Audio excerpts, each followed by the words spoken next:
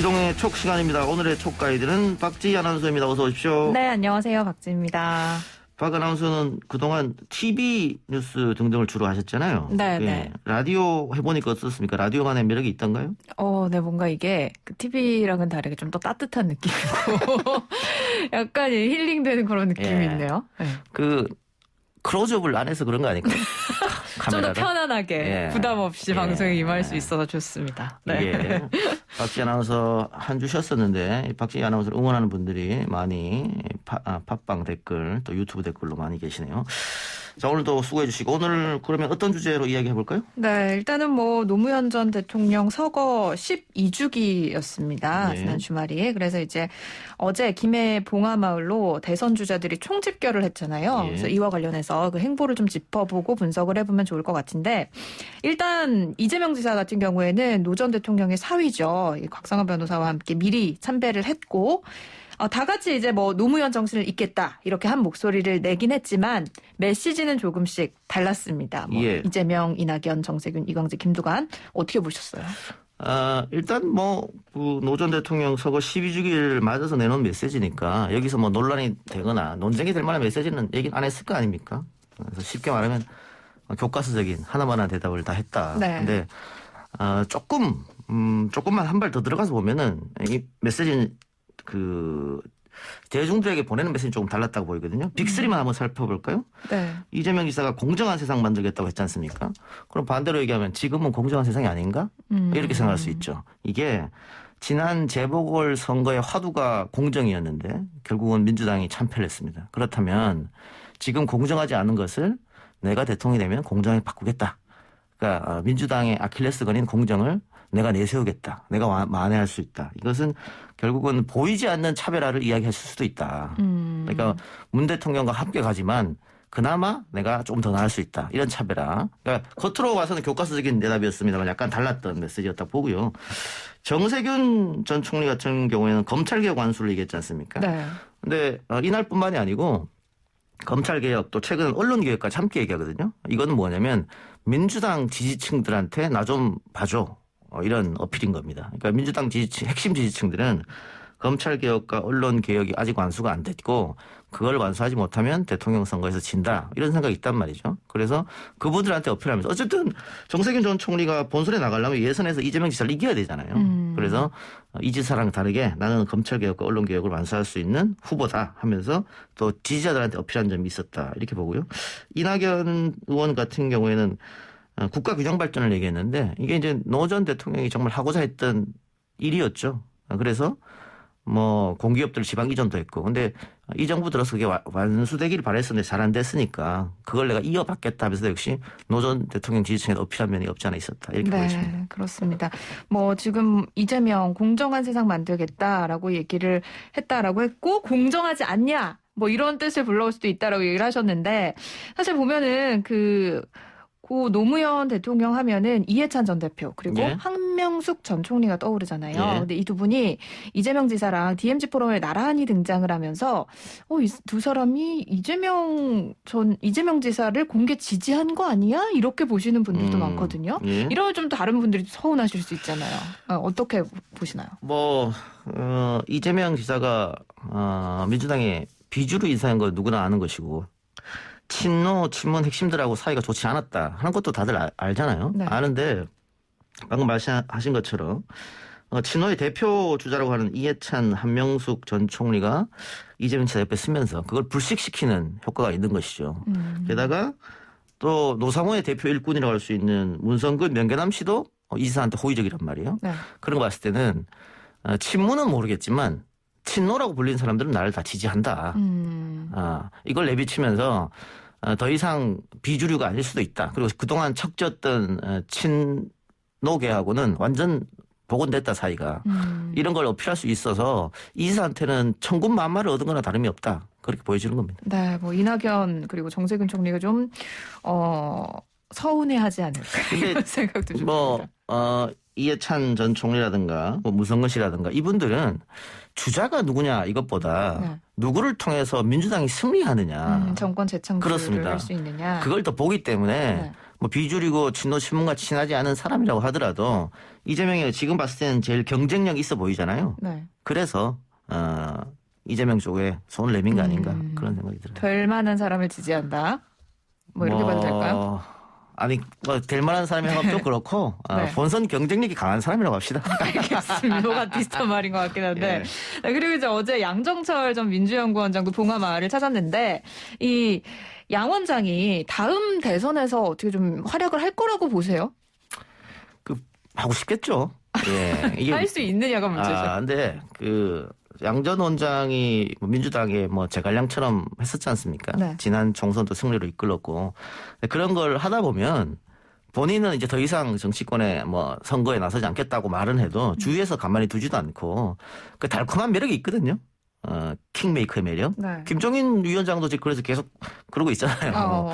그 지역에서 벗어나기가 어려워요. 그래서 이재명 전 지사하고도 양 전 민주연구원장이 뭐 최근에 만났다는 얘기도 들리지 않습니까? 네.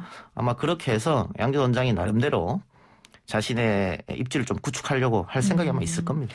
이 작가님은 킹메이커 안 하십니까? 저요? 저는 방송에 열심히 하겠습니다. 알겠습니다.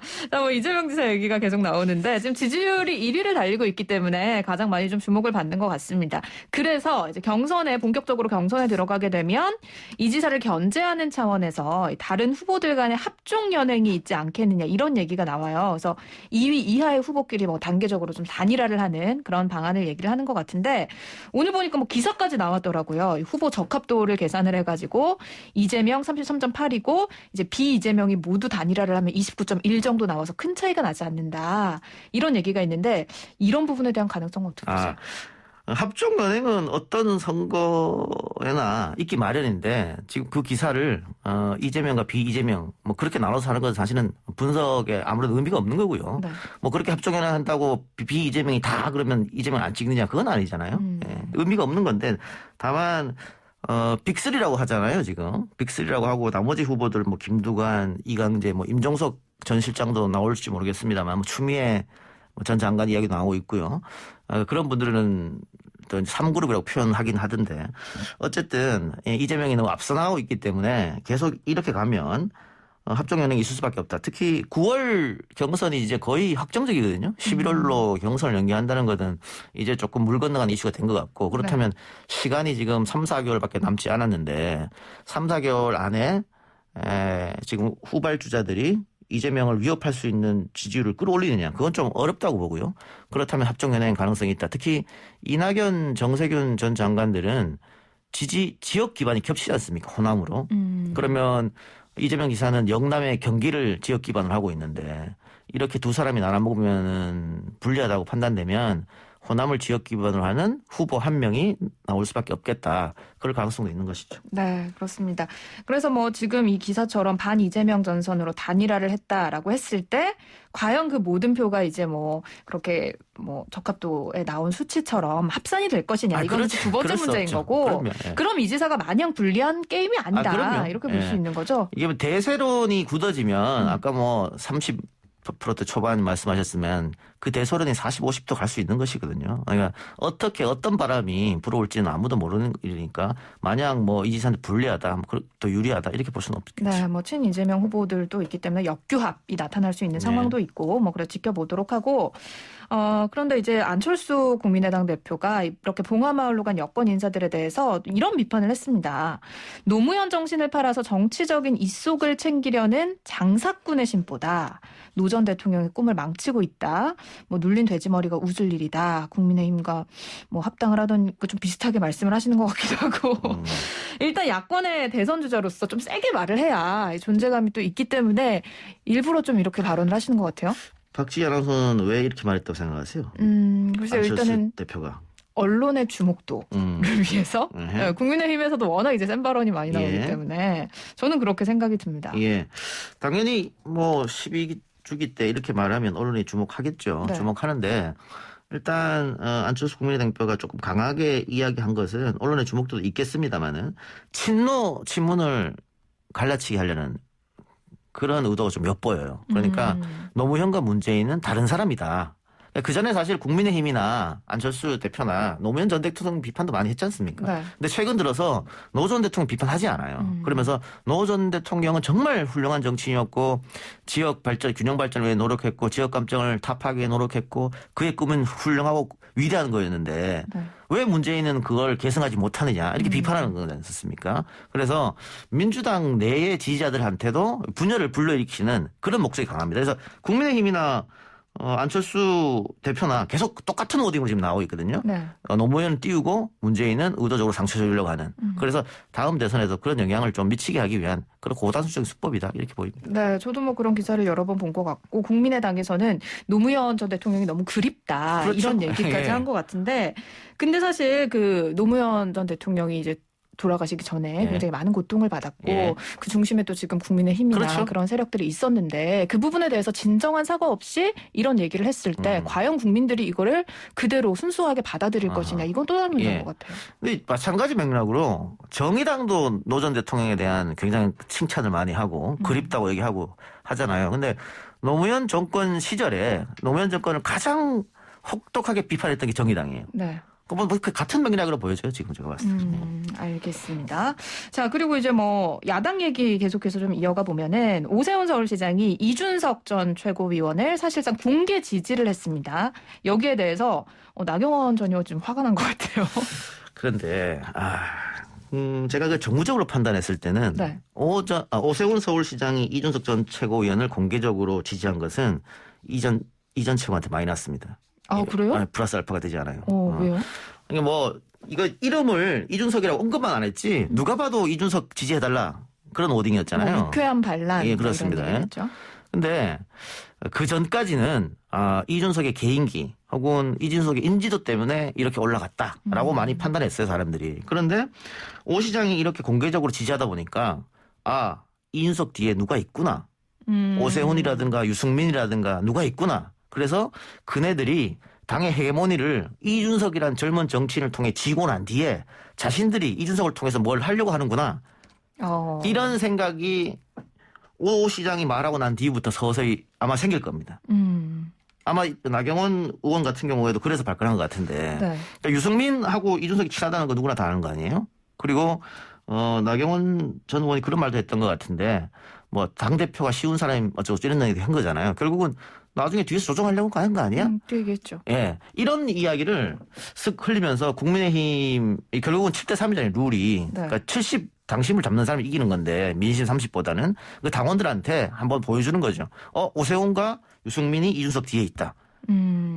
그러니까 이런 걸 이야기하고 싶어가지고 한 거기 때문에 오 시장이 공개적으로 지지한 것은 이 전 최고한테는 마이너스 될 확률이 좀 있다. 저는 그렇게 보여요. 네, 그렇습니다. 뭐 유승민 전 의원에 대한 이야기는 계속해서 나왔거든요. 그렇죠. 근데 저는 이게 사실 말도 안 된다고 생각이 됐던 게 뭐냐면 이게 이제 지금 뭐 지지율이 많이 나오는 게 당원들에게 조사를 했다라기보다 일반 국민들의 그렇습니다. 여론인 예. 거잖아요. 그러면은 유승민 전 의원이 과연 일반 국민들의 그런 여론을 끌어올릴 만큼 지지율을 가지고 있느냐, 그것도 아니거든요. 예. 그래서 이거는 약간 좀 무리수가 아닌가, 예. 저는 그런 생각을 그러니까 했습니다. 지금까지 이 전 최고가 민심을 많이 받은 것은 진짜 자신의 개인기로 돌파한 거거든요, 지금. 그리고 당돌함 또 당당함, 젊은 인사임에도 불구하고 사선 의원들한테 뭐 맞서서 이야기하는 것들, 그게 신세대적이기도 하고 또 나름 뭐 유쾌하게 보이기도 하고 네. 그런 거에 얻은 건데 오세훈 시장이 이렇게 말함으로 해서 뭔가 음모가 있는 게 아니냐는 처럼 비춰지기 때문에 저는 마이너스라고 보여지고요. 다만 오늘도 이전 최고가 대구에 내려갔던데 본인도 생각하는 거죠. 지금 70 당심 중에 대부분이 60대 이상의 영남 출신의 당원들입니다. 그러니까 그분들을 마음 잡기 위해서는 대구로 내려갈 수밖에 없다. 근데 과연 그분들 마음을 잡을 수 있겠느냐. 그거는 지금 여론조사 흐름하고 또 다른 문제이기 때문에 조금 지켜봐야 됩니다. 알겠습니다. 근데 어쨌든 뭐 지금 이전 최고위원의 지지율이 30% 넘어가는 굉장히 높게 나가고 그럼요. 있습니다. 이 정도면 그러면 당심도 좀 흔들릴 수 있지 않을까, 이렇게 보는 분들도 저는 계세요. 지금 조금 흔들리고 있다고 봐요. 이게 지난주랑 많이 달라졌다고 하는 건데 지난주 봤을 때 저는 그냥 찻잔 속의 태풍으로 그칠 확률이 높다고 판단했거든요. 그런데 이 바람이 꺾이지 않고 지금 계속 올라가고 있단 말이죠. 이렇게 올라가게 되면 당심도 흔들릴 수밖에 없다. 그러니까 지금 민심에서 너무 많은 지지를 받고 있기 때문에 당원들도 이게 우리 국민들이 생각하는 마음인가? 젊은 사람이 한번 당대표 해보라는 거 이게 흔들릴 수 있기 때문에 이 바람이 언제까지 갈지는 모르겠습니다만 중진들이 아마 이 당을 만들고 처음으로 약간 긴장하고 있지 않을까 그런 생각이 듭니다. 물론 뭐 나경원 전 의원이나 주호영 전 원내대표 같은 경우에는 그러든 말든 결국은 우리 둘의 싸움이다 하고 생각을 하겠습니다만 네. 선거를 뭐 뚜껑을 또 열어봐야 하는 거니까요. 네, 그렇습니다. 또 큰 선거를 지금 앞두고 있기 때문에 어떤 선택을 할지는 정말 국민들의 마음, 당원들의 마음이 어떻게 될지는 지켜봐야 될 것 같은데. 근데 박지 아나운서들이 30대 중반, 초중반이니까 네. 민주당은 이걸 못했잖아요. 네, 그렇죠. 젊은 정치인들이 나와서서 이렇게 판을 흔들고 역동적이고. 근데 국민의힘은 지금 김웅 의원도 그렇고 네. 하고 있지 않습니까? 네. 그걸 어떻게 봐요? 굉장히 그래도 좀 유쾌하게 보이지 않습니까? 그리고 저는 굉장히 좋게 보고 예. 있는 게 뭐냐면은 그동안 사실 뭐 꼰대당 이런 얘기가 나올 있었죠. 정도로 예. 좀 그 낡은 이미지가 있었는데 뭐 김웅 의원이나 이준석 전 최고가 당대표 자리에 가게 된다라고 한다면 뭔가 새로운 걸 해낼 것 같은 그런 인상이 딱 오거든요. 그렇기 때문에 이게 1차 컷오프가 이뤄진 후에 뭐 초선이든 중진이든 다들 단일화 움직임을 보이면서 본인들이 이제 생각하는 후보를 당대표로 만들기 위해서 노력을 굉장히 할 것 같은데 이 부분에 대해서는 뭐 어떤 단일화 움직임이 있는지 지켜봐야겠죠. 그렇죠. 또 아까 얘기한 선거 전에는 합종 연행은 무조건 있을 수밖에 없습니다. 그래서 어떻게 합종 연행을 하느냐. 지금 김웅, 나경원, 이준석 다 수도권 출신이잖아요. 근데 주호영만 영남 출신이란 말이죠. 그러면 주호영이 영남표를 몰표를 받게 된다. 그리고 수도권은 3명이 표를 나눠 가진다. 그러면 필패니까 그런 점도 아마 수도권 후보 3명은 그러니까 경선 시간이 다가오면 다가올수록 아마 고민을 할 것이다. 그렇게 보여집니다. 네. 자, 그리고 홍준표 의원의 복당 문제 잠깐 살펴보면은 뭐 이거는 국민의힘의 새 당대표가 좀 나와야 마무리가 될 것 같긴 한데 지난 주말에 또 MBN 나와서 윤석열 전 총장하고 이재명 지사를 동시에 저격을 하셨더라고요. 그래서 뭐 여러 가지 이야기들을 했는데 일단 이 얘기들 윤 전 총장을 향해서는 뭐 날치기 공부로는 안 된다. 뭐 본선도 어려울 것이다. 이런 얘기하고 이재명 지사는 이재명 지사 대선 후보 되면 문 대통령 잠이 안 올 거다. 정치 보복할 거다. 이런 얘기를 막 했습니다. 뭐 이거 노림수가 있을까요? 그럼요. 이게 이제 이재명 또 윤석열 이제 양강 체제를 어느 정도 굳혔잖아요. 그걸 이제 흔들고 싶어 하는 거거든요. 그러면서 양 후보의 아킬레스건이라고 하는 것을 콕 하고 찌른 겁니다. 이재명 지사 같은 경우에는 아까 제가 계속 얘기했습니다만 문재인 대통령하고 지난 경선 때 세게 붙었기 때문에 친문 라인에서 이재명 지사를 싫어해요. 그 싫어하는 게 어느 정도냐면 굉장히 싫어합니다. 굉장히 싫어하면서 이재명이 옛날에 경선에서 그 악화 감정이 있기 때문에 정말 정치 보복할지도 모른다. 근데 같은 당에서 정치 보복하는 게 말이 안 되잖아요. 네. 그러다 보니까 홍준표 의원도 그 얘기를 한 거거든요. 그래서 아마 두려워할 것이다. 뭐 이렇게 얘기를 하고 있어서 이 지사의 아킬레스건이라고 하는 것을 한번 찔러본 거고, 그다음에 윤석열 전 총장 같은 경우에도 홍준표 의원도 검사 출신 아닙니까? 네. 검사 출신에 이제 정치를 오래 했기 때문에 정부적 판단도 갖췄죠. 근데 윤석열 전 총장은 정부적 판단이 안 돼요. 평생 공무원만 했고 본인 스스로 청문회 때 자신은 정부적 판단이 안 되는 사람이라고 얘기했잖아요. 그러면 같은 검사 출신으로서 법을 잘 알고 거기다가 홍준표는 정부적 판단이라는 걸 갖고 있는데 만일 같은 당에서 부딪히면 누가 이길까요? 이거는 많은 사람들이 예상하는 거예요. 윤석열이 국민의힘 당으로 들어가면 홍준표한테 아마 판판이 깨질 것이다. 뭐 토론이든 아니면 언론 플레이든 뭐든지 간에 그렇죠. 그 얘기를 많이 했기 때문에 홍준표 의원도 그걸 알아요. 그래서 내가 무섭냐? 이렇게 얘기를 한번 던지는 거죠. 그래서 두 사람의 아킬레스건을 던지면서 두 사람의 대항마는 나다.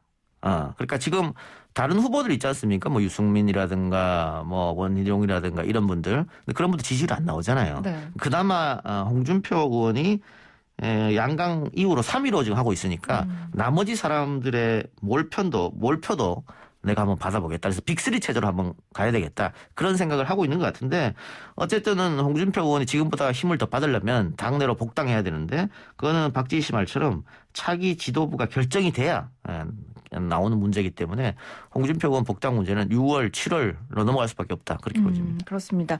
그리고 뭐 이제 지금 최재형 감사원장 이야기가 계속 나오고 있는 것 같은데 이 전략은 어떻게 보시는지 간단하게만 얘기를 좀 해주시면서 마무리를 할까요? 뭐 김동연 전 총리 이야기도 나오고 최재형 감사원장 얘기도 나오는데 김동연 뭐 전 총리 같은 경우에 경제부총리죠.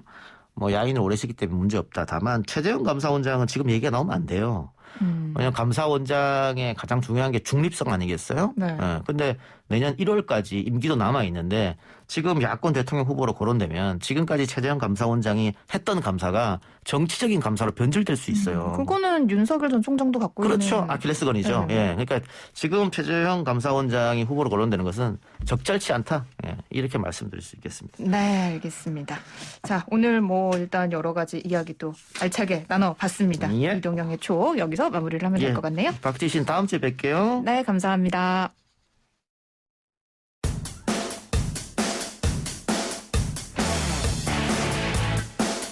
퇴근길에 만나는 오늘 하루의 뉴스. 이동형의 뉴스 정면 승부.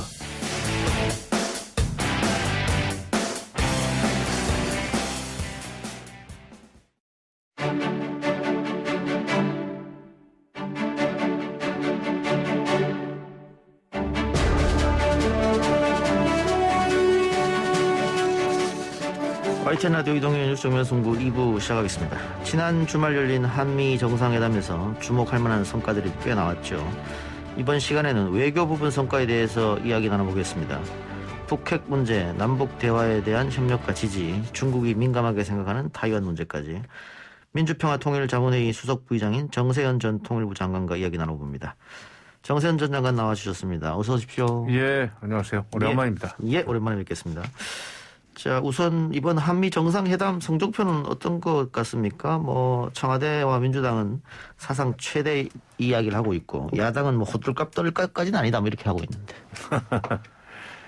이번에 저는 이 한미 정상회담을 보면서 야, 우리나라 정말로 참 많이 컸다. 예. 왜냐하면 미국이 좀 우리나라에게 투자를 요청하지 않았습니까? 예. 그러니까 44조 원이라는 돈을 들여서 우리 기업들이 미국에다 공장을 지어주기로 한 거 아니에요? 예. 반도체하고 자동차 배터리. 이게 어느 사이에 우리나라가 지금 세계 10위 경제 대국이 됐는데도 아직도 우리 국민들 머릿속에는 우리는 미국한테 항상 가서 뭘 얻어와야 되고 또 얻어오는 대가로 미국이 시키는 대로 해야 되고 예. 이런 잘못된 대미관이라고 할까 외교 철학을 가지고 있었어요. 예.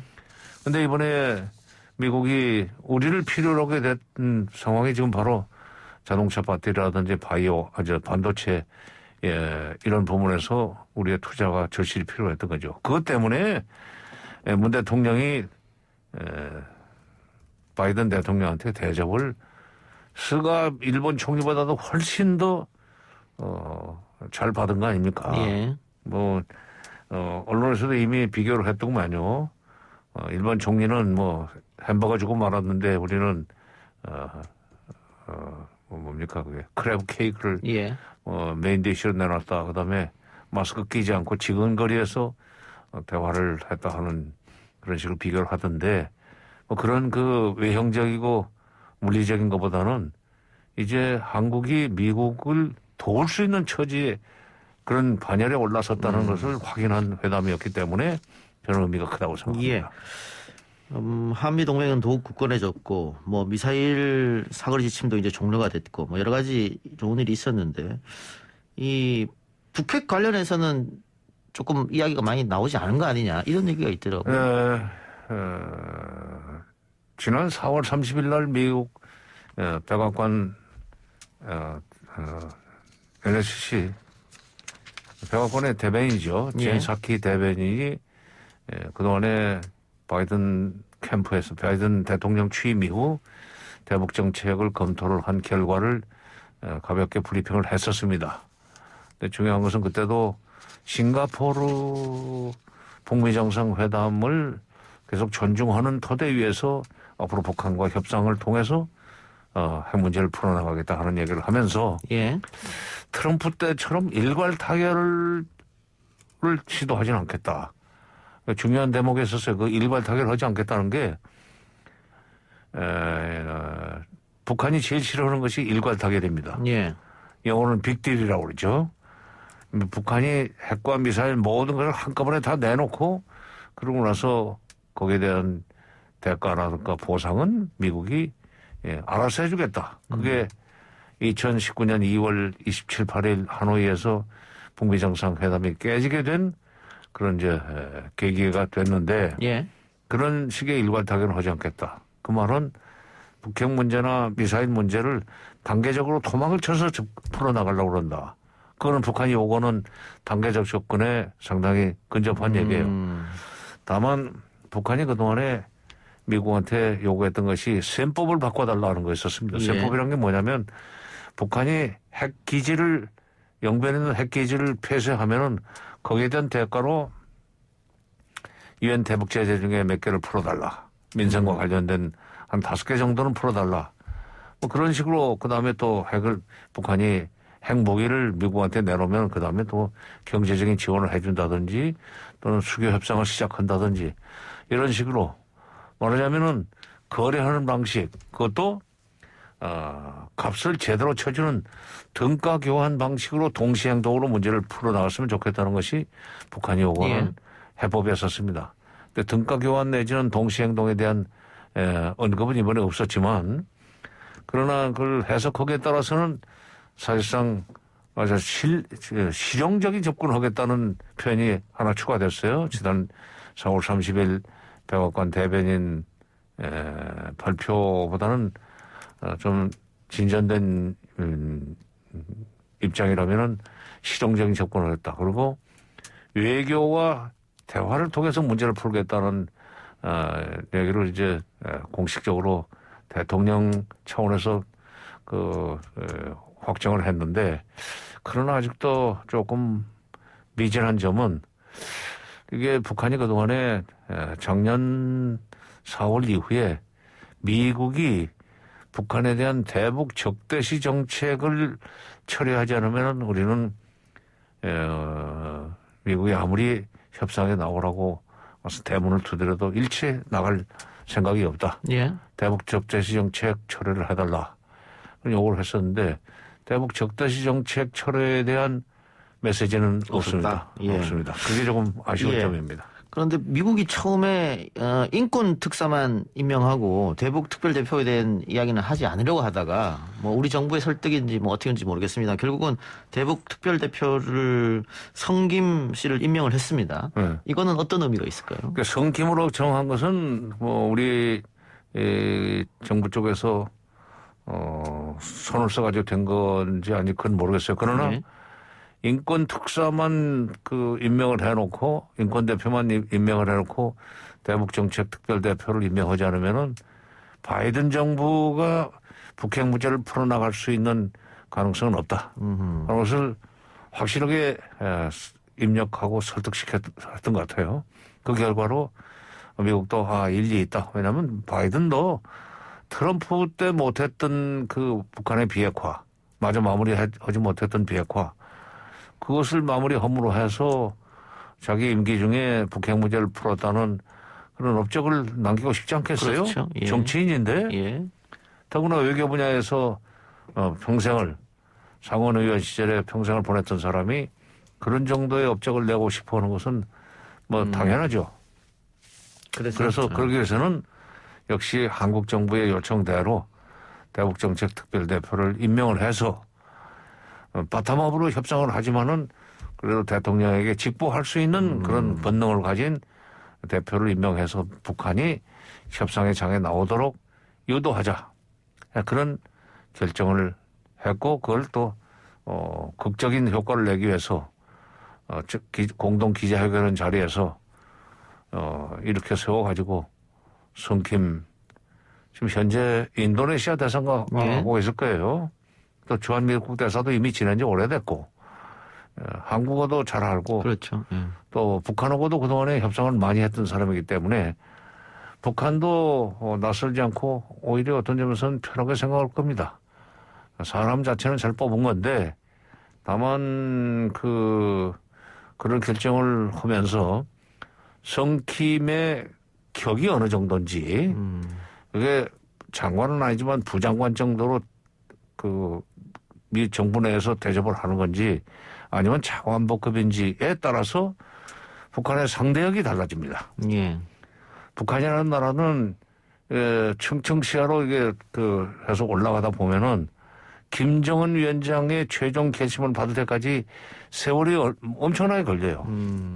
말하자면 밑에 있는 사람들이 잘 모신다는 생각으로 따지고 하다 보면은 시간이 오래 걸리는데 그렇게 되면은 바이든 정부 임기 내 북핵 문제 해결에 모멘텀을 못 만들죠. 예. 그런 점에서는 이거 우리가 이런 데서 요구해가지고 될 건 아니지만 성킴의 격을 높여서 국무부 내에서 북한에서 상대하는 사람의 격이 높아서 쉽게 얘기하면은 김정은 위원장한테 직보할 수 있는 급과 상대할 수 있도록 해줄 필요가 있다고 생각을 합니다. 알겠습니다. 예, 그리고 북미 싱가포르 합의 남북 판문점 선언 존중 이런 얘기도 나왔는데 북한이 이번 회담 결과를 어떻게 받아들일까? 이것도 중요한 거 아니겠어요? 예. 나쁘지 않다고 생각하지만은 이게 공개적으로 발표된 것 말고 뭔가 뒤에 있을 것 같다. 그거를 좀 알았으면 좋겠다 하는 생각을 할 거예요. 왜냐하면 외교 협상의 결과가 발표된 것 말고 수면에서 주고받은 얘기들은 많습니다. 문서화되지 않은 것들. 예. 예를 들면은 만약 북한이 이러이런 조건을 갖춰준다면 미국이 이렇게 나갈 수 있다라든지 또는 한국이 역할을 해서 분위기를 만들어주면 미국이 적극적으로 나갈 수 있다든지 하는 얘기를 주고받았을 거예요. 예. 그러나 이제 상대가 있는 문제이기 때문에 완전히 그런 것까지 다 공개할 수는 없죠. 예. 그러니까 그런 거에 대해서 궁금해할 거고 아마도 누군가 이걸 구체적으로 좀 설명해 주기를 기다리고 있을 겁니다. 그럼 특사 같은 걸 파견해야 됩니까? 남쪽 언론 동향을 예의 주시할 거예요. 예. 남쪽에서 와 전문가라고 하는 사람들이 어떤 식으로 그걸 해석하는가. 그 말 속에서 뭔가 지금 이 희망적인 요소를 찾고 싶어 할 겁니다. 이 방송도 듣고 있겠네요. 물론 듣죠. 예. 왜냐하면 YTN의 이동형 정면 정보는 북쪽에서도 주목하는 방송이에요. 예. 자부심을 가지십시오. 알겠습니다. 예, 예. 자, 그런데, 특사. 예. 잠깐만요. 내 물 한 잔 조금 마십시오. 드십시오. 예.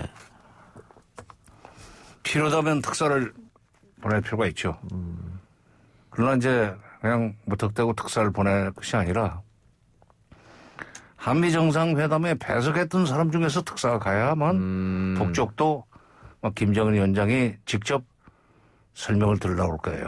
예, 예. 코로나 상황에서 그게 어디까지 가능할지 모르겠지만 얼마든지 판문점 같은 데서 만나가지고 비대면을 요즘 아크릴로 칸막이 하고 예. 얼마든지 또 얘기할 수 있지 않습니까? 마주보고도 예, 예. 그런 식으로라도 판문점이 있으니까 예. 활용하자 하는 알겠습니다. 얘기죠. 예. 제 얘기는.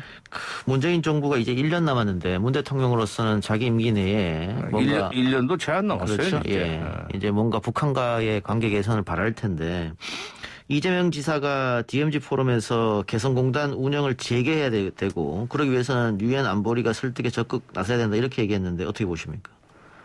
그거는 답답하니까 이제 그런 얘기를 했겠지만은 유엔 안보리가 나설 것 같지는 나는 없다고 봅니다. 왜냐하면 4.27 판문점 선언에서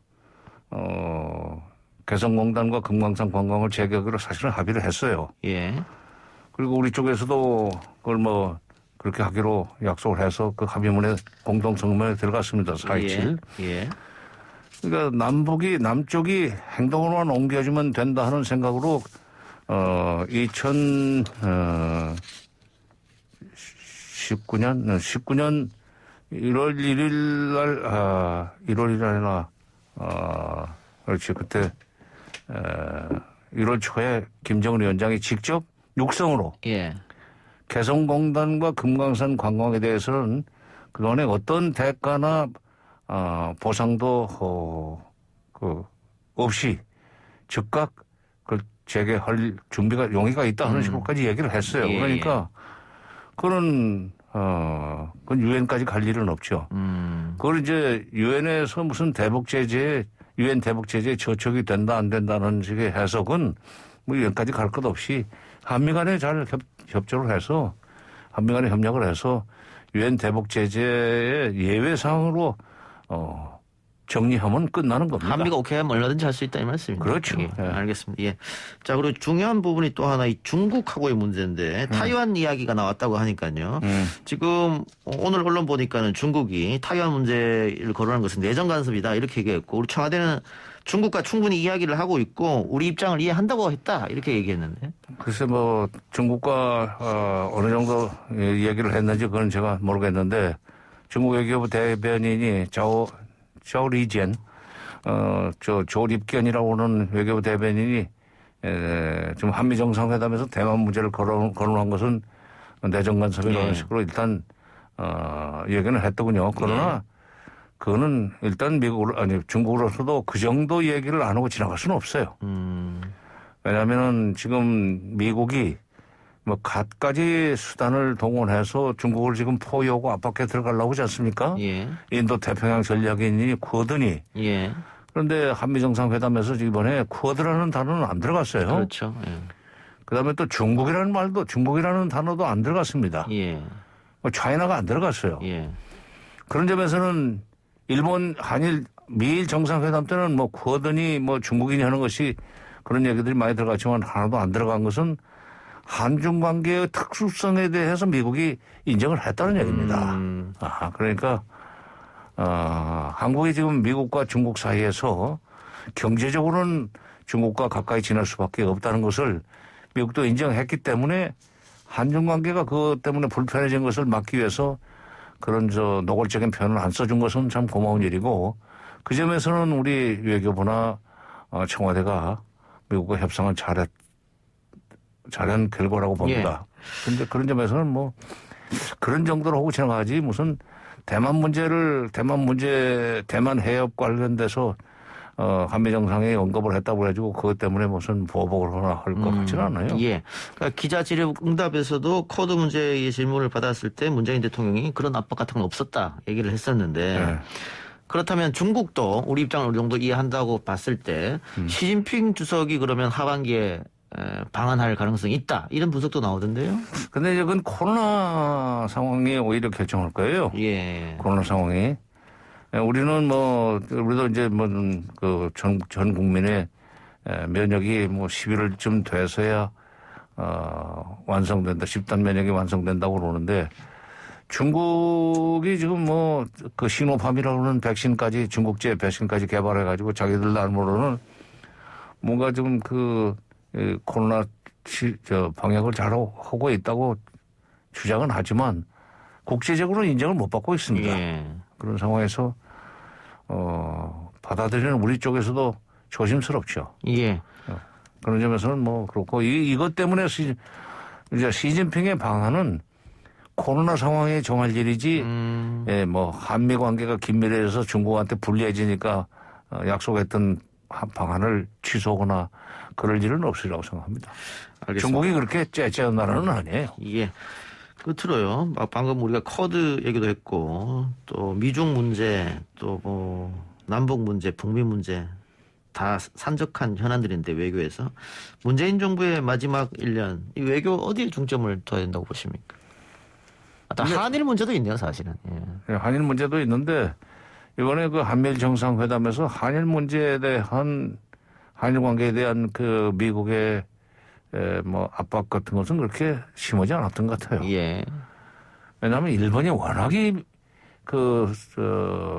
강한 입장, 요지부동으로 자기들은 잘못한 것이 하나도 없다는 식으로 하니까 미국도 아마 조금 지치지 않았나. 근데 지금 이제 문재인 대통령이 한반도 평화 프로세스의 재가동이라는 말씀을 많이 하십니다. 그러니까 2018년 평창 올림픽에 북한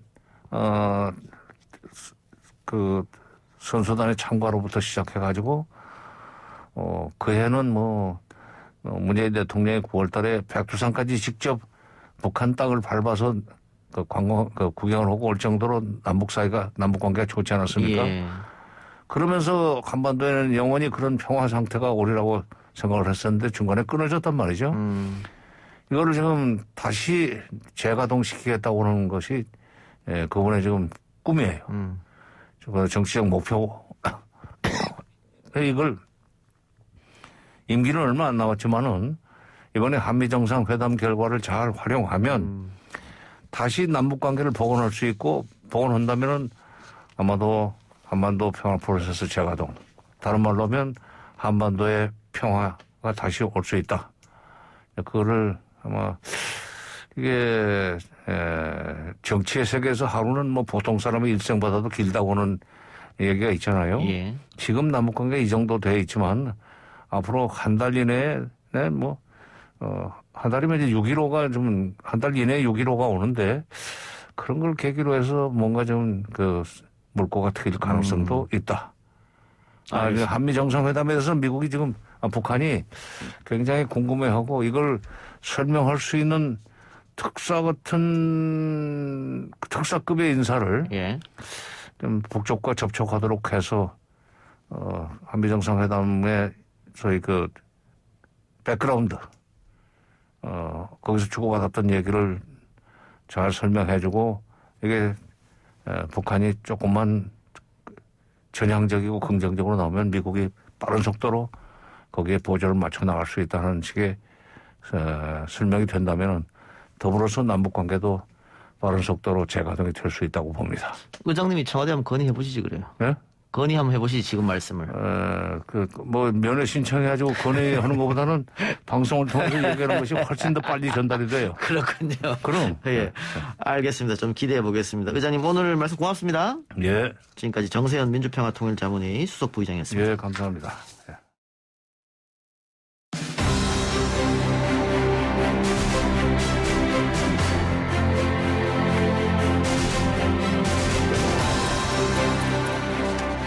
YTN 라디오 이동현 뉴스 정면승부 3부 시작합니다. 계속해서 한미 정상회담과 관련하여 이번엔 경제 분야에 대해 짚어보겠습니다.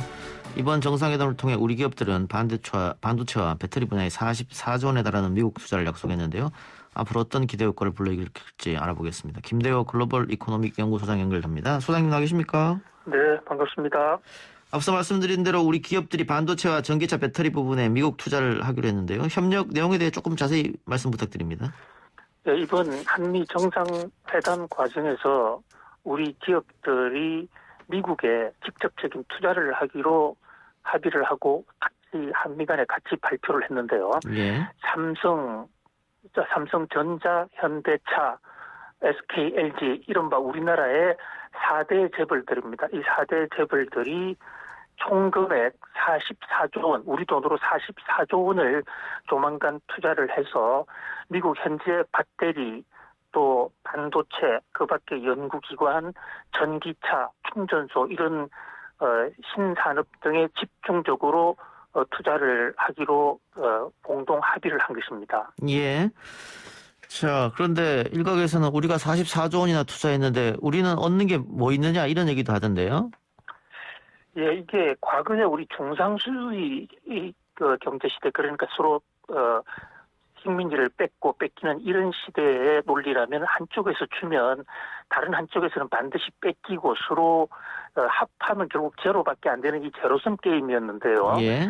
요즘 이 정보통신 기술이 발전하면서 이른바 요즘 경제학에서 이것을 콜래보노믹스라고 하는 서로가 협력을 했을 때 1대1로 협력을 했을 때 플러스 마이너스 제로가 아니라 1대1이 합해서 10이 되기도 하고 잘하면 100이 되기도 한다. 이게 이제 현대 경제학 이론이거든요. 예. 그런 관점에서 볼 때 우리가 줌으로써 우리가 44조나 투자함으로써 바이든 대통령 또는 미국이 상당한 이득을 받겠지만 우리도 주면서 동시에 시장 확보 등을 통해서 상당한 이익을 얻게 된다. 이렇게 볼 수가 있어요. 예. 특히 이제 우리가 미국의 공급망에 올라탐으로써 반도체나 배터리, 전기차 부분에서 안정적인 어떤 수출 기반을 확정했다. 그런 면에서 단기적으로 44조를 한국에 투자하는 것보다 미국으로 가져감으로써 일자리가 좀 생각보다 안 늘어날 수는 있겠지만은 그 시장을 확보해서 물건을 팔므로 인해서 그에 따라서 결국 일자리도 더 늘어나고 부가가치도 더 늘어날 수 있다. 특히 지금 우리나라의 반도체와 배터리, 전기차 이런 부분은 세계적으로 기술력은 상당히 앞서 있습니다만은 시장 판로에 애로를 겪고 있었던 그런 측면이 적지 않은데 이번에 미국과의 전략적 어떤 제휴를 통해서 그 판로에 아주 숨통이 터졌다라고도 볼 수가 있습니다. 예. 단기적으로 44조 원 투자해서 장기적으로는 그보다 훨씬 많은 것을 가져올 수 있다. 이런 말씀이네요. 그렇습니다. 예. 그렇기 때문에 이 경제계에서도 환영의 뜻을 내비쳤을 테고요. 네. 근데 우리 정부가 미국 투자를 약속한 우리 기업을 위해서 인센티브를 미국에 요청했다고 하는데 그 내용은 어떤 겁니까? 네, 다시 한번 말씀해 주세요. 우리 기업을 위해서 인센티브를 좀 해달라. 예, 어떤 거 있죠? 예, 문재인 대통령이 직접 요구도 하고 또 우리 정부도 공식적으로 인센티브를 요구를 했죠. 우리가 44조 원이라는 한국 경제에도 투자할 수 있는 돈을 미국에 투자하는 만큼 미국 정부도 거기에 관련된 인센티브를 달라. 이를테면 일정 기간 세금을 깎아달라. 또 세액 공제를 해서 설비 투자나 이 연구개발 비용에 대해서는 세금을 환급해주는 문제, 그다음에 공장을 마련하는 데 있어 부지에 대해서도 공공 부지 같은 것을 우선적으로 달라. 이것은 지금 미국 정부가 이 반도체라든지 배터리 이런 국가 전략 산업, 이 국방 수권법이라는 것을 지금 내걸고 국가 안보 차원에서 첨단 산업을 지원을 하고 있는데요. 거기에 미국 기업만 도와줄 게 아니라 이번에 투자하는 한국 기업도 적어도 그 투자하는 정신에서는 미국 기업과 똑같이 또는 미국 기업과 사실상 제휴 협력에서 들어가는 것과 미국 기업과 똑같은 대우를 해달라. 그 인센티브를 해달라고 공식으로 요구를 한 거고 상당 부분은 받아들일 수 있으리라고 봅니다. 알겠습니다. 자, 그런데 이번 공동성명에서 쿼드와 대만 문제가 언급이 돼서 중국이 민감하게 여기는 부분인데 우리에게 혹시 손해는 오지 않을까? 예. 그럼 지금 방금 나온 소식에 따르더라도 이제 중국 외무부에서 이 한국의 한미 공동 선언문 일부에 대해서 특히 대만 문제 또 남중국의 문제, 쿼드 문제에 대해서는 유감이다라고 표시를 했지만 과거 한 달 전에 일본과 미국의 공동성명이 나왔을 때에 비해서는 그 비판의 강도가 굉장히 낮아졌고요. 예.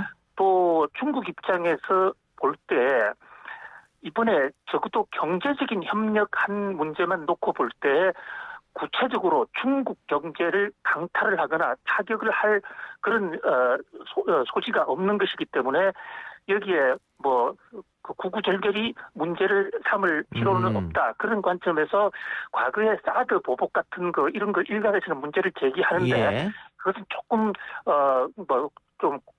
과장된 우려일 수가 있고요. 또 우리 정부의 이런 입장, 미국과 이런 협력을 할 수밖에 없는 입장에 대해서도 중국 측에서 상당히 내막적으로 이해도가 있다, 이해를 하고 있다 이렇게 봅니다. 예. 그렇다면 그렇게 우려할 필요는 없다 이런 말씀이네요. 그래서 적어도 경제적으로 우리가 미국하고 동맹관계를 형성했다 해서 중국에게 특별히 손해될 것도 없고 중국 입장에서는 조금 신경은 쓰이겠지만 한국에 보복을 가했다가는 그렇다면 오히려 중국의 손실이 더 크기 때문에 오히려 어떤 면에서는 한미 동맹을 하고 있는 한국을 끌어안고 한국과 중국의 경제 협력을 더 강화해야 된다는 그런 필요성이 중국 입장에서는 더 높아질 수 있다 이렇게 봅니다. 알겠습니다. 소장님 오늘 말씀 여기까지 마무리하겠습니다. 고맙습니다. 네, 감사합니다. 지금까지 김대호 글로벌 이코노믹 연구소장이었습니다.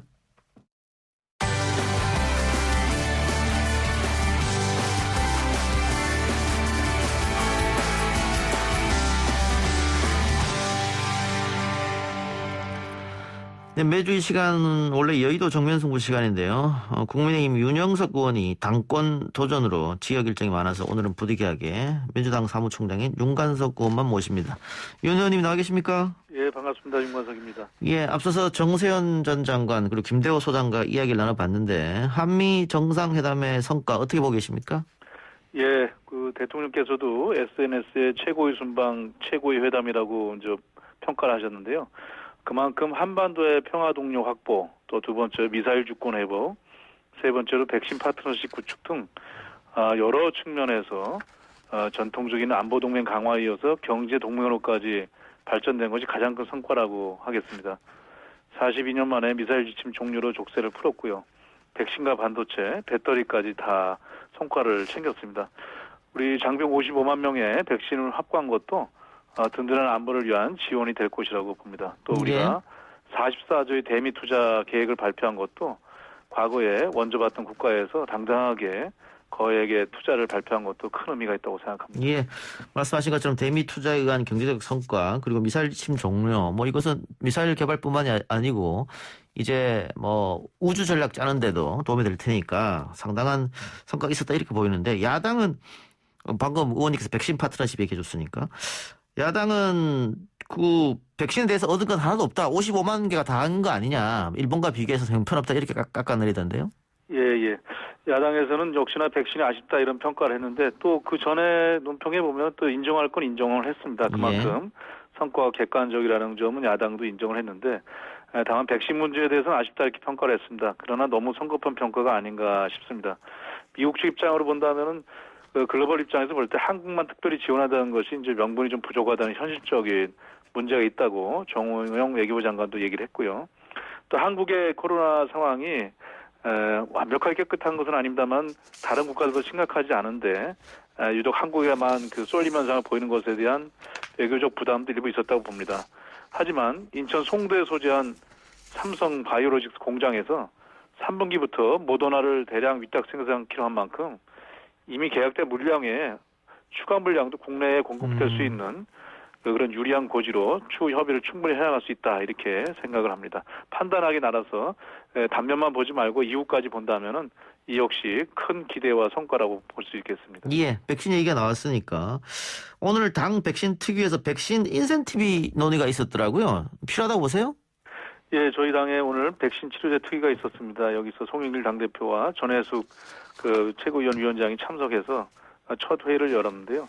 이 코로나19 백신 접종 속도를 높이고 추가 백신 확보를 위해서는 또 이번에 한미정상 양국 간 백신 파트너십이 구축된 만큼 여기에 대해서 좀 더 좀 속도감 있게 지원을 하자 이런 논의가 취지였고요. 오늘 회의에서는 정부가 신종 코로나 바이러스 감염증 백신을 두 차례 접종을 마칠 경우에 인센티브 부여 방안을 논의했습니다. 그래서 이러한 논의를 당정의 논의 내용이 나오면은 추후에 확정 발표할 예정인데요. 구체적으로는 백신 접종 완료자에게는 자가격리 면제, 집합 금지 규제 면제, 출입 제한의 면제 또는 영화관이나 스포츠시설 등 이런 다중시설에 대한 문화체육시설 자유입장 등의 다양한 방안이 거론이 되고 있습니다. 또한 지금 그 75세 이상 어르신들은 많이 맞고 있지 않습니까? 그럴 경우에선 최근에 이제 여름 되고 그러면 경로당 같은 경우에 제한적 개방도 검토해볼 만하대서 다양한 안들을 백신 접종 인센티브로 논의하고 있습니다. 그러니까 사회적 거리두기가 또 3주 연장됐는데 그만큼 자영업자들이 힘들다고 하니까 이런 인센티브는 당연히 당에서 한번 논의해 볼 만한 사안이 아닌가 그런 생각이 들고요. 어제 노무현 전 대통령 서거 12주기 추도식이 있었는데요. 대선 주자들이 총출동했습니다. 이재명 경기지사가 앞서 참석한 DMZ 포럼에는 이해찬 전 대표, 한명수 전 총리도 참석했는데 이를 두고 친문과 친노가 분화되고 있다 이런 얘기도 언론에 나오던데 어떻게 보세요? 예, 지금의 민주당은 과거의 민주당과는 확연히 다릅니다. 그 문재인 대통령 17년 선거 때 이미 다 원팀이 됐었고요. 그래서 친노 출신이다, 친문에 가깝다 할 때 당 전체가 사실 친문이라고 봐도 과언이 아니고 대통령을 배출한 정당 아니겠습니까? 물론 그 내에서 조금씩의 차이는 있겠습니다만은 그것을 칼로 자라도 경계를 나눌 수 있는 상황도 아니고 또 지금 거의 당의 가장 중요한 것은 대선 승리 정권 재창출입니다. 그렇기 때문에 이를 중심으로 해서 다양한 흐름이 형성되고 있고 이후에 큰 물줄기로 당이 나갈 것으로 보고 원팀 원보이스를 가기 위한 하나의 과정으로 이해하시면 될 거라고 생각합니다. 알겠습니다. 경선 연기로는 이제 더 이상 안 나오는 겁니까? 어떻게 되는 겁니까? 예, 최근에 좀 별 거론되고 있지 않고요. 뭐 새롭게 당원 당규를 만드는 것이 아니라 이미 기존에 1년 전에 시스템 정당으로 정착을 해서 여기엔 이것만이 아니라 당권 대권 분리론도 있었고요. 그래서 이낙연 당대표가 그때 대표를 그만두고 나가지 않았습니까? 예. 또 여러 가지 제도가 함께 있기 때문에 지금 이것을 또 특별히 공식적으로 많이 거론하고 있지는 않은 상황입니다. 예. 자, 그리고 많은 분들이 궁금해하실 부동산 문제. 오늘 부동산 정책을 논의하기로 하는 의총이 목요일로 연기됐다고 하던데 이게 지금 뭐 지도부 내에서도 또 의원들 사이에서도 이견이 좀 있는 것 같아요. 뭐 다양한 의견이 있고요. 예. 오늘 내일 정책의총을 목요일로 연기하게 된 것은 내일 대통령이 방미성과에 대한 보고도 있고 또 저희가 이제 국민소통 민심경청 전국적인 일주일 프로그램에 들어갑니다. 그래서 차분하게 목요일 날 정책 과제를 통해서 논의 전환이나 이런 걸 위한 정책의총을 연기를 했고요. 부동산 문제는 특위를 만들어서 정말 다양한 논의를 해왔습니다. 크게는 하나 세제 파트가 있고요. 거기에 이제 뭐 재산세, 양도세, 종부세 등이 있습니다. 또 하나는 그 금융에 대한 지원 문제, 규제 문제가 있습니다. 그래서 여기 LTV 문제가 여기에 있고요. 또 하나가 이제 공급에 대한 문제, 이사 대책이 효과를 보고 있다고는 합니다만은 추가에 대한 문제, 플러스 알파. 그리고 하나가 제도 개선으로 해서 공시적과 현실화율의 적정성 문제 등을 여러 파트에 논의를 하고 있고요. 여기에서 함께 의견이 모아진 것도 있고, 조금 더 쟁점화시켜서 구체적인 실물을 보고 논의할 것도 있고 그런 상태입니다. 조만간에 1차적인 정리를 해낼 수 있을 것으로 기대하고 있습니다. 어느 정도 정리가 되더라도 또 당정 협의가 필요한 거 아니겠어요? 그렇습니다. 지금 뭐 부동산 정책의 기본 방향이나 목표 이것은 실수요자는 보호하고 또 투기 세력에 대해서는 단호하게 대처 규제를 하고 또 공급을 확대한다. 이 세 가지 축에는 당이나 정부나 전혀 이견이 없는 상태입니다. 다만 예. 이것을 실현하기 위한 정책적 수단이 어떤 것이 더 효율적일 것이냐 또 그동안의 정책적인 수단에서의 다른 문제는 없었는가 시장의 어떤 급등이 있었기 때문에 이런 것들을 들여다보고 있는 상황에서 당에서 정리가 되면 정부 측과도 당연히 협의를 하겠습니다. 그럼 뭐 단기간에 결론이 나진 않겠네요.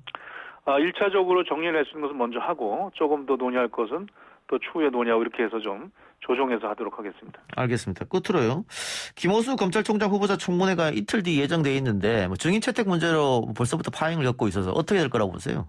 예, 여야가 원만한 합의를 해서 준비해 나갔다면 순조로운데 지금 보니까 현재 수사 중인 사안 관련한 증거 참고인을 야당이 24명이나 요구를 했습니다. 예. 이것은 수사 중인 사안은 보통 증인 참고인 하기가 어렵거든요. 예. 그래서 이 인사검증이라는 본연의 임무보다는 정치 쟁점화에만 너무 치중하는 것인가 아닌가 해서 국민들도 좀 의아하게 생각할 것이라고 봅니다. 이미 언론에 거론된 여러 의혹에 대해서는 김호수 후보자가 대부분 적극적으로 해명을 하고 있기 때문에 국민 눈높이에 크게 어긋나는 것이 아직 저희들 입장에서 발견되지 않아서 청문회를 원만하게 진행한다면 거기서 따져 물을 건 다 따져 물을 수 있다고 생각을 합니다. 예. 근데 지금 법사위원장 자리를 야당에서는 계속 달라 이렇게 요구하고 있는데 이 문제는 민주당에서 어떻게 처리할 생각이세요? 그래서 최근엔 또 뭐 크게 얘기를 하지는 않고 예. 법사위에서 검찰총장 후보자 청문회 사회권을 가지고 얘기를 좀 한 바가 있습니다. 예. 이미 전반기 원구성이 1년이 지났습니다. 그리고 처음에 시작할 때도 야당이 법사위원장을 야당이 해왔다는 관례만 얘기해서 21대 국회 민심의 반영인 절대적인 여당의 의석수 비율이라든지 이런 것을 고려하지 않은 주장이었기 때문에 저희가 그 법사위원장을 갖게 됐고요. 다른 상임위 얼마든지 열어놓고 하겠다는데 그 당시에 야당이 필요 없다 해서 저희가 부득불 그 상임위원장을 맡게 됐던 그 과정이 예. 있습니다. 이제 와서 그것이 뭐 작물이니 뭐니 이런 험한 표현을 해가면서 법사위 타령을 하는 것은 뭐 협상하기 위한 태도보다 역시 정치적인 어떤 쟁점화해서 뭐 정략적 그 공세만 하는 것이 아닌가라는 걱정을 갖고 있습니다. 알겠습니다. 이라는 국회 만드는데 협력을 부탁드리겠습니다. 예. 윤관석 의원님 오늘 말씀 여기까지 듣겠습니다. 고맙습니다. 예, 감사합니다. 글쎄 안 들려 들을 뉴스 없어 아무 뉴스도 귀에 들어오지 않아 듣고 또 들어도 들을 뉴스 없어 만든 게 2%야 이동형의 뉴스 정면 승부. YTN 라디오 이동형의 뉴스 정면 승부 4부 시작하겠습니다. 문재인 대통령과 조 바이든 미국 대통령이 정상회담에서 한미 글로벌 백신 파트너십에 합의했고 삼성 바이오로직스와 모더나사가 백신 위탁 생산 계약을 체결하면서 한국이 글로벌 백신 허브로서 발전하는 계기가 될 것으로 보이는데요. 이번 백신 관련 합의에 대해서 최재욱 고려대 의대 예방학과 교수와 이야기 나눠봅니다. 교수님 나와 계십니까? 네, 안녕하세요. 최재욱입니다. 이번에 합의한 한미 글로벌 백신 파트너십 어떤 내용이 포함되어 있습니까? 네, 지금 좀 전에 말씀하신 대로 미국 기술과 한국 생산 역량, 즉 미국의 백신 개발 첨단 기술과 한국의 제조 생산 능력을 파트너십으로 글로벌 보건을 위해 공동 대응한다는 데 큰 의미가 있고요. 예. 이 특히 아시아 태평양 지역을 중심으로 한 글로벌 백신의 부족과 유통, 생산에 중요한 허브 국가로서 우리나라가 참여하게 된다는 점에서 또 미국 정부가 정부 차원에서 백신 관련 파트너십을 체결한 건 한국 정부가 처음이라는 점에서 중요한 의미를 갖고 있다고 말씀드릴 수 있겠습니다. 서로 갖고 있는 장점을 활용하는 것이네요. 맞습니다. 예. 그러면 본격적인 생산은 언제부터 될 거라고 보세요? 지금 4, 4분기 정도부터 본격적 생산이 가능할 것이라고 보여지고 있고요. 예. 그 이전에라도 우리나라의 제조 기술 생산 능력은 충분히 확보되어 있기 때문에 충분히 투자와 정부의 지원이 강화된다면 더 많이 시기를 당길 수 있다고 그렇게 보고 있습니다. 기술 이전도 혹시 가능하겠습니까? 백신?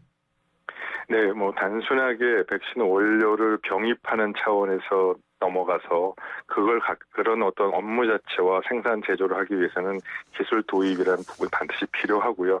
또 이번에 동시에 우리나라 국립보건원과 모더나가 기술 협력 개발에 대한 약정을 체결했기 때문에 다양한 형태의 기술 협력 사업이 계속적으로 이루어질 것이라고 생각하고 있습니다. 예. 그 야당에서는 백신 스와프가 결국 안 됐지 않느냐 이렇게 비판하던데 그거와 이 백신 파트너십과 다른 점은 어떤 게 있을까요? 네, 백신 스왑은 제조 생산하는데 시간이 걸리니까 그 이전에 우리가 생산을 할 수 있는 백신을 나중에 우리가 돌려줄 수 있겠다라는 관점에 미리 좀 땡겨받고 아하. 나중에 돌려주겠다 이제 그런 관점에서 단기적으로는 백신 스와프가 많이 도움이 되는 건 사실입니다. 예.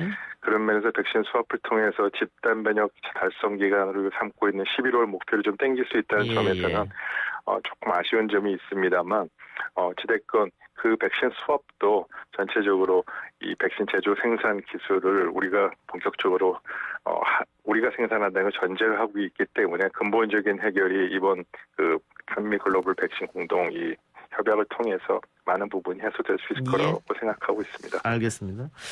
백신 수급에 도움이 되는 것 이 외에 이 또 다른 효과가 있을까요? 이 백신 파트너십에 대해서? 네네.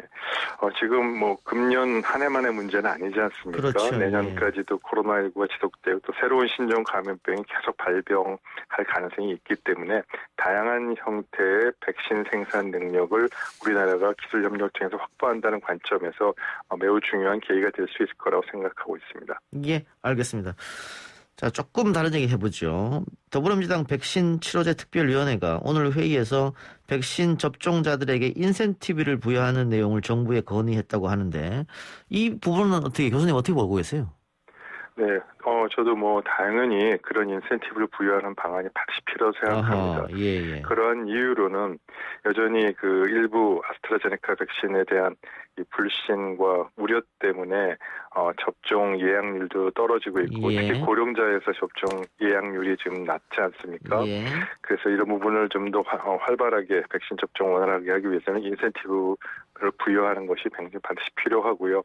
특히 고령자를 대상으로 해서 다양한 방안, 백신 접종자에게 경로당을 개방한다든지 일부 고령자들의 사회활동을 좀 촉진할 수 있는 그런 인센티브를 고려하는 부분은 적절히 검토할 만하다고 생각합니다. 예, 말씀하신 것처럼 이 고령층의 접종 예약률이 떨어지는 것이 백신에 대한 불신 때문인데 반대로 젊은 층 사이에서는 고령층에서 안 맞겠다고 한 백신을 우리가 대신 맞겠다. 소위 말하는 노쇼 백신인데요.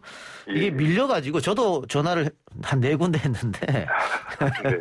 저는 뭐 다행스럽게 날짜를 받긴 했습니다만 상당히 밀려 있어가지고 전화하기도 상 어렵더라고요.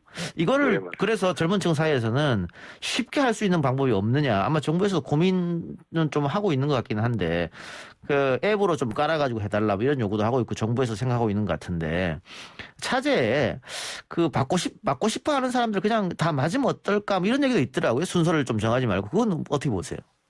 예, 물론 그렇게 될 수 있는 시간이 오겠죠. 당연히 백신이 확보가 많이 돼서 접종할 수 있는 여력이 또 많아진다면 백신 지금 기다리지 않고 바로바로 백신을 맞을 수 있는 시기가 올 거고요. 조금만 더 기다리셔 주시면 그게 가능하리라고 보고요. 다만 좀 아까 말씀하신 대로 그 예약 관련된 거에 따라서 백신 접종 센터 지역별로 차이가 있고 좀 불편한 점도 있어서 이 점을 앱이나 인터넷을 통해서 쉽게 예약하고 확인할 수 있는 그런 시스템도 만들고 있고 아마 이달 말쯤이면은 그런 부분들이 가동될 거라고 지금 알려져 있습니다. 예, 알겠습니다. 교수님 오늘 와서 여기까지 듣겠습니다. 네, 감사합니다. 고맙습니다. 지금까지 최재욱 고려대 의대 예방의학과 교수였습니다.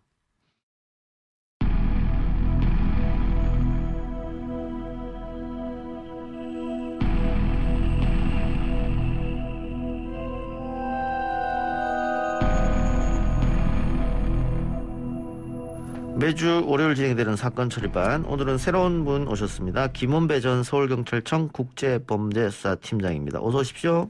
네, 안녕하십니까. 예, 그 형사로 재직하셨다고 하는데 주로 강력계에 계셨습니까? 제가 이제 33년 동안을 경찰 생활을 했는데요. 그중에 15년 정도는 강력계 근무했었고요. 예. 16년 정도는 국제범죄수사라고 그래가지고 외국인 수사하는 거 있지 않습니까? 예. 그 수사를 인터폴 수사랑 같이 16년을 했고 또 지구대라든지 이제 조사계, 여청계 등 해서 수사를 했는데요.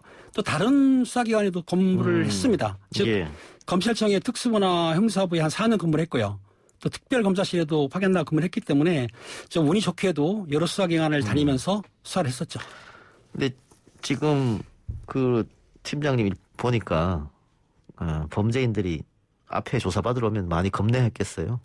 제가 인상은 좀 싸나 보이는데도 좀 부드럽게 하기 때문에 범죄인들이 저를 매우 좋아합니다. 그래요. 알겠습니다. 자, 오늘 할 이야기는 손정민 씨 사건 이야기인데 친구 A씨 측 변호인은 양정근 변호사가 언론과 인터뷰에서 많지 않은 상태였다는 걸 입증할 객관적 증거는 많다라고 이야기했는데 형사님 보시기엔 어떻습니까? 이 많지라는 개념이 좀 애매하게 한데요. 저희 경찰에서는 0.08 이상은 면허 취소지 않습니까? 예. 근데 0.15 이상은 좀 많지로 보고 있어요. 불량가수로 보고 있는데 실제로 그렇다고 한다면은 의식은 있다 하더라도 이제 걸음걸이가 비틀거린다든지 아니 본인 말이 부정하다든지 일단은 변호사가 말도 하고 또 언론에 나온 거 보게 되면은 술을 마신 것, 즉 9병 좀 먹었다고 한다면 일단은 만취라고 생각해도 무방할 거라고 생각이 됩니다. 예. 손정민 씨 아버지는 만취 상태가 의심된다라는 이야기를 하긴 했습니다만은 만취일 가능성이 높다 이런 말씀이고 경찰이 지난 18일 7명의 목격자들을 추가 확인했다라고 했는데 사건이 일어나고 한참 뒤에 이 목격자가 나온 경우도 꽤 있습니까? 그런 경우도 있는데 이 같은 경우에는 아마 그 한강에 오던 154대의 차량을 아마 일일이 검사한 것 같아요. 예. 그 중에서 늦게 발견되기 때문에 일부러 숨긴 것 같지는 않다 하더라도 초창기에 좀 했으면 싶었는데 날짜가 지난 뒤에 이게 나왔기 때문에 지금 언론에서나 네티즌들이 이제 안 믿는 경향이 있는데 일단은 목격자 조사할 때 분리했기 때문에 그 목격자의 신빙성에도 어느 정도 주목을 해야 될 것 같습니다. 예. 특히 이제 그 손군을 추모하는 네티즌들 같은 경우에는 뭐 확증 편향이라고 할까요? 이제 자신이 믿는 쪽으로 믿어버려서 그 경찰의 뭐 수사 기록들이라든가 이런 의문점들에 대해서 믿지 않는 경향이 있어서 좀 안타깝긴 합니다만은. 경찰이 마지막 최종 결과를 발표하겠죠. 그때까지 경찰이 이제 최종 결과를 발표하려면 일단 수사를 더 해야 되는데 예. 제가 아쉬움은 실제적으로 그 송군의 친구 있지 않습니까? 예. 그 가족들도 진술은 받았지만 아마 거짓말 탐지기는 즉 했다는 내용이 안 나오거든요. 예. 그 진술의 신빙성을 위해서 거짓말 탐지기도 요청을 해서 필요하다라고 보고 있습니다. 알겠습니다. 좀 지켜보도록 하고요. 네네. 자, 이번에는 팀장님이 직접 수사에 참여한 사건인데 헐크파 13인조 강도 사건. 이 헐크파 조직폭력 사건입니까? 조직폭력배들은 맞는데 이 헐크파가 사실은 사람을 돈을 뺏는 강도단이죠. 어허. 그러니까 13인조 강도단이 많지는 않거든요. 예. 특이한 예인데 이 헐크파는 그 두목의 이름을 따서 헐크파라고 된 거죠. 두목이 별명입니까 헐크가? 별명이죠. 예. 어떤 사건이었습니까? 이 사건은 뭐냐면은 그 한 13명 정도의 그 강도단들이 서로 모여가지고 주로 사무실에 옛날에 도박을 많이 했지 않습니까? 예. 사무실을 쳐들어가서 강도를 하는데 실제적으로 사람들이 도박을 하다 보니까 신고를 안 한 경우도 있어요. 아, 본인들이 범죄를 저질렀으니까. 그렇죠. 안 한 경우도 있어가지고 서울 시내뿐만 아니라 경기 일대에서 이 사건이 많이 났었는데 저희 관내에서도 사건이 벌어진 거예요. 예. 벌어져가지고 그 범인들이 들어와서 강취를 해갔는데 당시 피해자들을 상대로 문의해 보니까 들어오자마자 구타를 하면서 눈을 감아놨기 때문에 인상착의가 안 나오더라. 아. 여러 명은 맞는데. 아. 근데 도발하게 되면 현찰을 하지 않습니까? 예. 근데 그 중에 한 명이 수표를 쓴 게 있었어요. 아. 50만 원짜리가. 아하. 그러니까 그 수표를 추적이 가능하지 않습니까? 옛날에 예. 이사를 해야 되니까 예. 수표 추적이 됐는데 명동에 있는 나이트클럽에서 50만 원 수표가 은행으로 입금이 된 거예요. 아, 예. 은행에서 연락이 와가지고 수표를 사용한 나이트클럽에서 확인했더니 그 지배인이 하는 말이 수표를 쓴 사람이 누군지 모른다. 왜? 수표 이서는 범인들이 자기 이름 쓸 리가 없죠. 그렇죠. 예. 당연히 가짜 이서인데 예. 어떻든 나이트클럽 지배인을 강하게 압박을 하고 설득을 해가지고 조사를 했더니 그 50만 원짜리 수표 쓴 사람이 아는 사람이 쓴 거예요. 아는 사람이 가짜로 받아준 거예요. 예. 그래서 인적사항이 나왔기 때문에 잠복을 해서 범인을 검거를 하게 잡았군요. 예. 된 거죠. 근데 여기 뭐 조직 폭력이기도 하고 강도를 벌이기도 하는 사람들인데 수표를 쓰면 안 된다는 걸 좀 알 텐데 썼네요. 아, 그러니까 아마 여자친구랑 왔는데 수표를 이서를 가짜로 하게 되면은 모를 것이다. 모를 것이다 해가지고 이제 쓴 건데 그게 벌미가 됐던 거죠. 예. 근데 그 서울, 인천, 경기 수도권 일대 사무실 등을 돌면서 도박판에서 강도를 저질렀다고 했는데 피해 금액은 총 얼마 정도나 됐습니까? 확인된 것만 5억 정도인데요. 5억이요? 예. 하하. 근데 그 범인들이 그 돈을 일부는 쓰고 일부는 또 감춰놓은 게 있었거든요. 예. 근데 그 돈을 추적하는 과정이 좀 힘들었었죠. 아, 왜 힘들었습니까? 왜냐하면 그 헐크가 실제적으로 그 강도를 할 때 도박판에 1,000만 원이 있으면은 사실은 돈이 500만 원밖에 안 되네. 이렇게 판을 자른 거예요. 예. 그리고 500만 원은 자기들이 나눠 갖고 500만 원은 몰래 숨겨놓은 거죠. 아하. 그걸 찾아야 되는데. 찾아야 되는데 이제 헐크라는 그 두목이 밝히지 않았었는데요. 지 범인을 찾게 된 경위가 궁금하지 않으세요? 예. 범인을 하나 잡았을 자, 때 일단 아까 수표 쓴 사람 하나 잡았고. 예, 그 수표 쓴 사람을 압박을 해서 실제적으로 이틀 후에 마포에 있는 다방에서 일행들을 만나서 범행을 하기로 한 거예요. 아, 또 다른 범죄를 저지르기로 모의를 하고 있었는데 이 다른 범인들은 이 첫 번째 잡힌 범인이 잡힌지를 모르고 있더라. 예. 그래서 그 친구를 족쇄를 채운 다음에 다방 한 곳에 갖다 놓고 예. 그 들어오는 공범들을 검거하려고 저희가 문 입구에서 또 중간에 잠복을 하면서 범인이 들어오게 되면은 머리를 2번 쓰다듬으라고 표시를 했죠. 예. 그 범인이 문 열고 들어오면은 범인이 머리를 쓰다듬어요 2번을. 예. 그럼 바로 수갑을 채우고 예, 잡고. 또 잡고 또 잡고 그래서 9명을 잡았는데 연쇄적으로. 마지막에 헐크 두목이 안 나타난 거예요. 예. 근데 전화가 왔습니다. 범인들이 뭐였냐? 그랬더니 이제 우리 시켜서 모였다 했거든요. 그랬더니 스카가 나타나는데 오기 전에 에피소드가 뭐냐면 옆에 있는 형사가 자기가 직접 두목을 체포해 보고 싶다. 수갑을 달라. 수갑을 건네줬습니다. 예.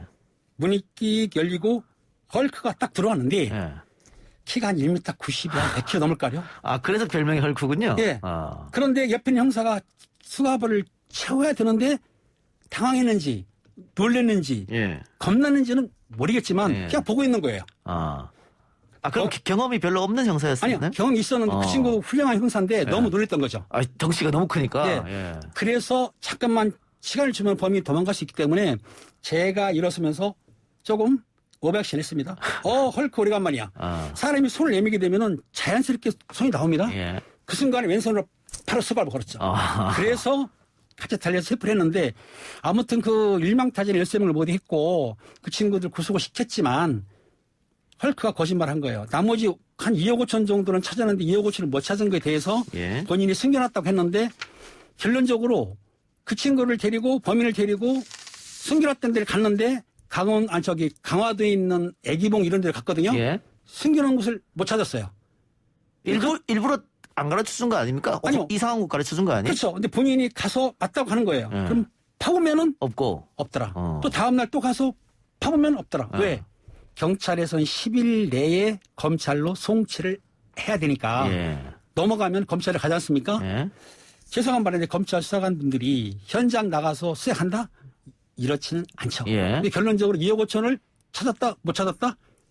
못 찾았습니다. 못 찾았습니까? 네. 그럼 헐크가 실형받고 감옥 갔다 와서 그 돈을 쓸 수도 있잖아요. 쓸 현금이니까. 수는 있는데 나중에 소문이 의하면 예. 헐크가 아마 사망했다는 소리를 들었거든요. 어. 그렇다 한다 하면은 애기봉 어딘가에는 2억 5천이라는 돈이 묻혀 있다? 묻혀 있다. 아, 보물찾기 있던다가. 그걸 찾지를 못하고 있습니다. 아직까지도. 아, 그렇군요.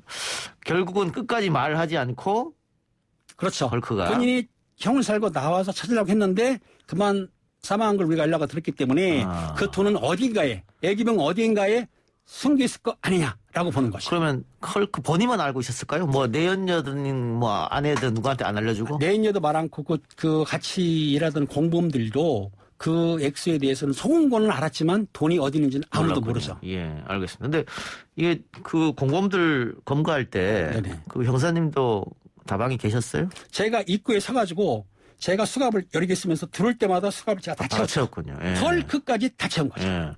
아니 왜 질문 드렸냐면 그 범인들이 다방에 탁 들어섰을 때 형사님 딱 보면 이거 경찰이다 막 느낄 것 같아서 바로. 아, 그게 아니고 예. 출입문 들어올 때 바로 보는 게 약간 비스듬히 있기 때문에 같이 있기 때문에 들어올 때 저를 볼 수가 없었죠. 아. 저만 보여도. 저쪽에서 머리만 긁으면 그냥 바로 그렇죠. 해버렸군요. 저쪽 머리만 두 번 긁었다 그러면 너는 범인.